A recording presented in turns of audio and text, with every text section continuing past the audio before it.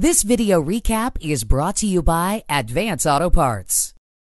Some memories are just too hard to forget. A year ago, Steve Torrence was well on his way to winning a Top Fuel championship when disaster struck. He never recovered from the crash and ended up losing what should have been his title on the last day. A year later, the same scenario going into the NHRA Fall Nationals in Dallas. The Capco-sponsored driver, headed into his home race, has been the definition of dominant. Torrence made sure there was no deja vu all over again, and there was no denying Torrence as he stopped Terry McMillen in the final round. 1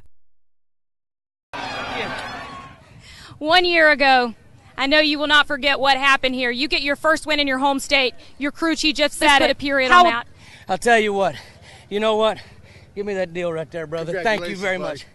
These Capco boys, every one of these people that are here that we work with, every one of the guys that are at Capco, we dropped the ball last year. We ran into the wall. We had a tough year after that. We didn't recover. But I'll tell you, it takes a whole lot of damn heart and work to get back where we're at, and those guys put every bit of it in. We won at Texas. We get the cowboy hat. That alligator man over there, he's a good buddy of mine, and I don't know what happened. I heard him the whole way down through there, and then he quit, so maybe he got slippery with the tail of it or something. I don't know. But how about them Capco boys? They're badass hombres, and I'm glad we won in Texas. The party is going to be big tonight. Woo!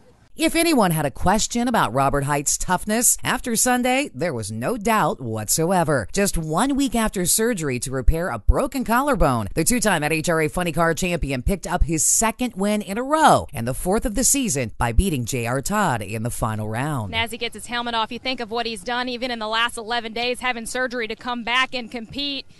And Robert, it is without a doubt true grit what you have gone through to come back here and compete. As that Wally goes in your hand, when you go back and remember this one, what will you think about? Just remember a bunch of great people working together. You know, it's kind of a bummer we didn't get to celebrate at the AAA race in St. Louis. You know, you're in the hospital, and these guys are already thinking about the next race and getting the car ready. But I tell you what, we're going to celebrate tonight, I promise you. Remember, put those phones down. Chevy, everybody, yes!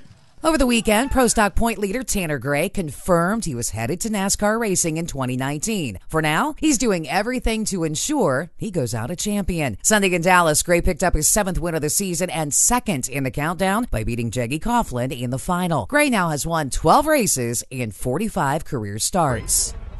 Well, as the driver in the sophomore season jumps out of the car, he's going to put that yellow event hat winner on as the Mello Yello comes in. Last step as we get that Wally and Tanner, we're officially halfway through this countdown. How do you rate your performance so far? I'd say mine's about a B+, but those guys over there, definitely an A+. They've given me an awesome car all weekend. I tried to mess it up there in the semis, and we got lucky. So, man, I'm so ecstatic. When you can go up there and beat Jag, you know, I've said it time in and time out, he is one of the best to come through the class. So it means a lot to be able to go up there and beat him, and especially with the stakes so high in the championship. You know, we're just coming in clutch right now, and I just want to keep the momentum going. And, you know, like I said, I'm just so proud of everybody over there and all the people that support us. In Dallas, drag racing fans learned a valuable lesson in the laws of nature. A fish can beat an alligator. At least this was the case when teammates Ellie Tonglet, who rides the Nitro Fish bike, stopped teammate Jerry Savoie on board the white alligator racing entry. The victory elevated Tonglet into the championship point lead. As the Wally goes in his hand, Ellie, you are leaving the points lead. Your dad was wearing a shirt that says Ellie is awesome on the starting line. What are you going to tell your crew after this one? Oh, this was huge, you know. To be in the final round against our teammate is just awesome. You know, that shows you how much hard work Tim's been doing, and it's not for a lack of effort with Jerry's bike. They've had a lot of motors in it, and it's just picking up slowly, and I can't thank Tim enough for giving us Nitro Fish Suzuki, superior materials, Suzuki extended protection enough to get the victory in this final round. In the Pro Modified division, Jeremy Ray picked up his first career NHRA event victory, beating series newcomer Justin Bond on a hole shot. It was Leah Pritchett picking up the Factory Stock Showdown Series championship by racing to her 3rd consecutive win in just her first season of racing the class by stopping the #1 qualifier Kevin Skinner in the final. And on a burn come down to boot. Leah Pritchett, your 2018 World Factory Stock Champion. Leah, you have won a championship in Nostalgia Funny Car, now in Factory Stock Showdown. How does this rank? This is at the top of the field right here. I might be holding this volley right now, but this is 100% Dodge and Mopar in the technology and for this class. I'm honestly, you guys see, I just get to drive the car. For Kevin Helms, Terry Snyder, all Don Schumacher Racing, powered by Pennzoil, of course.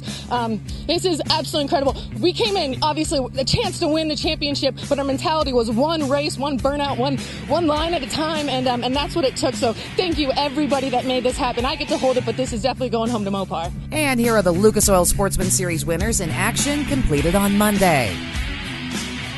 The NHRA Mello Yello Drag Racing Series packs up and heads east to Concord, North Carolina, for stop number 22 on the 24-race series at the Carolina Nationals, hosted by Bruton Smith's Palatial Max Dragway. Make sure you check out CompetitionPlus.com daily for the latest in drag racing news and like us on Facebook. This is Kathy Fisher reporting for Competition Plus TV.